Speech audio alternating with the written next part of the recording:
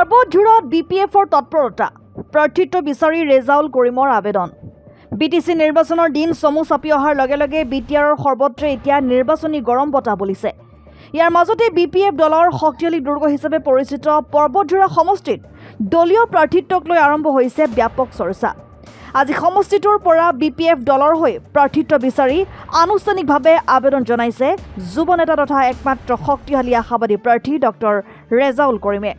93 আমাৰ CWC মিটিঙৰ সিদ্ধান্ত মৰ্মে আমাৰ জনে জনে দাবিদাৰ আশাবাদী কেণ্ডিডেটসকলক নিজৰ নিজৰ প্ৰাৰ্থিত্ব প্ৰত্যাশীৰ দাবিদাৰটো আমাৰ ডিষ্ট্ৰিক্ট বা আমাৰ চেণ্ট্ৰেল কমিটিৰ ওচৰত দাখিল কৰিব দিছে। আমাৰ চেণ্ট্ৰেল কমিটিৰ ওচৰত দাখিল কৰিব দিছে। সেই আমাৰ CWCৰ নিৰ্দেশ পালন কৰি মই আজি মোৰ মানে দাবিদাৰ মোৰ প্ৰাৰ্থিত্ব প্ৰত্যাশী হিচাপে মোৰ দাবিটো মই আজি ছাবমিট কৰিলোঁ।